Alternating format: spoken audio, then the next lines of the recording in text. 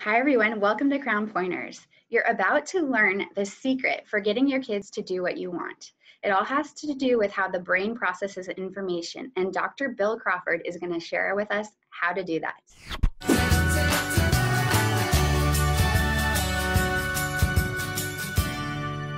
You have a secret to getting kids to do what you want them to do. And I can't think of a person who wouldn't love to unlock that secret.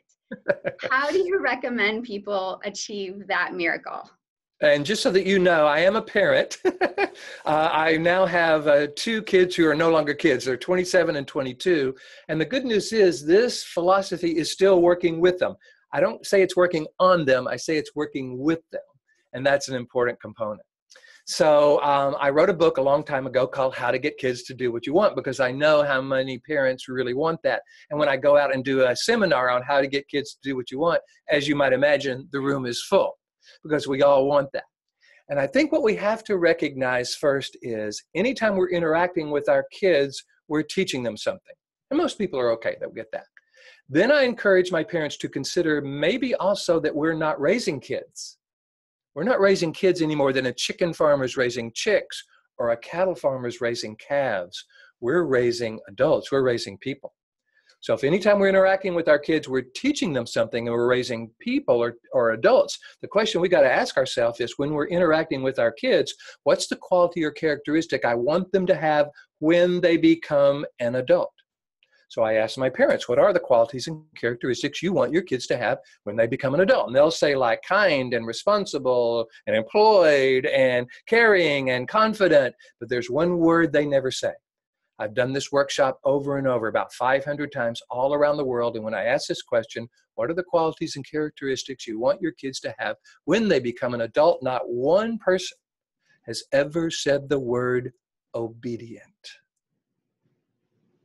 And I think that's when our kids become most resistant, is when we're trying to force them to do something that either they don't want to do or there's that struggle, what I call the power struggle. And we can win it because we're bigger and we got all the food and we can even hurt them, but winning it makes them feel like losers. And if they think that by our winning, we don't love them, and often that's what kids do, they interpret our anger, our frustration as that we don't love them. And therefore they feel unloved and therefore they feel unlovable. And it starts a kind of a cascade of a self-esteem thing that we don't want. So the first thing I encourage parents to do is to tap into what's called the cooperative brain of their child, not the resistant brain of their child. So let's assume you want to get your kids to go to bed. And you go in, if you say, okay, time to go to bed, they go, no, you want to go to bed. You got to go to bed. And here we go in that power struggle. So what I encourage parents to do instead is about 15 minutes before you want your kids to start the bedtime routine, you stick your head into the playroom or wherever they are and say, hey, would you guys like to play for 15 minutes or go to bed now? And of course, they're going to say, play for 15 minutes. So the parent goes, okay, I tell you what, I'm fine with you playing for 15 minutes if when the buzzer goes off, you guys will immediately go and put your pajamas on and brush your teeth. Is that an agreement? And the kids will go, yeah. So kids are not good with time. So about 5 minutes before the buzzer is supposed to go off, I poke my head and say, 5 minutes. And then about 1 minute before the buzzer goes off, I poke my head and go, 1 minute. So they kind of know what's about to happen. Parents tell me they are amazed at how often when that buzzer goes off, the kids go up, and they go off into their routine and do what they're supposed to do because there's been something in it for them. Now, let's assume they say, we want to play some more. Well, you say, oh, well, I can certainly understand why you'd want to play. I mean, it's fun. And I'm just curious, when I make an agreement to take you to the zoo, McDonald's, wherever their favorite place is that an agreement you want me to keep? They'll go, yeah. Oh, so you want to live in a house where we keep our agreements, huh? Well, you know, we just made this agreement. And if you can keep your agreement, I can let you play for 15 minutes every night. Gosh, but if we can't keep our agreements, I guess we have to start going to bed at, 5:30 or something. We don't want that, do we? So you see, you just framed them cooperating with you in terms of what's in it for them, They see they're getting to play 15 minutes later by cooperating with that. So the idea is to just basically ask yourself the question, how is their cooperating with me going to be good for them? And then frame your suggestion that way. Have you ever encountered a situation where that didn't work? Is this a foolproof technique?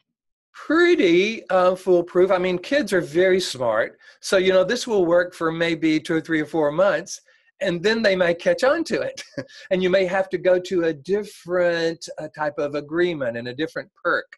But the concept is always the same. Matter of fact, to me, whenever I'm talking to anyone, I'm always asking myself the question, how can what I want to say, how can I say it in a way that they will hear as valuable?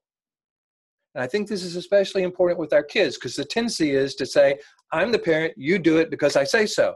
And that's the obedience concept.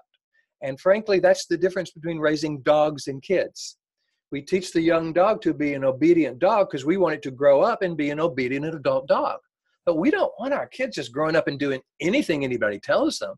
If somebody tells them to do something that's against their morals or against their values, we want them to have the confidence to say, I'm sorry, that's not who we are. So as tempting as obedience is, because it does make parenting easier, it's teaching our child a quality or characteristic we don't want them to have when they become an adult. So, I always say, just because you have a piano, that doesn't make you a pianist. So just because you have a child, that doesn't make you a parent. We really need to do some learning about what makes an effective parent so that we can be effective with our kids. Well, thank you, Dr. Bill Crawford. My pleasure. Thanks for the opportunity to share my thoughts with your audience. Dr. Bill Crawford does presentations for organizations like Sprint and the American Heart Association and has more than 3,500 presentations to date. So to check out his links, they're going to be in the comments section below. And while you're there, you can subscribe to the channel and let us know what you're most proud of when it comes to your children or a child in your life.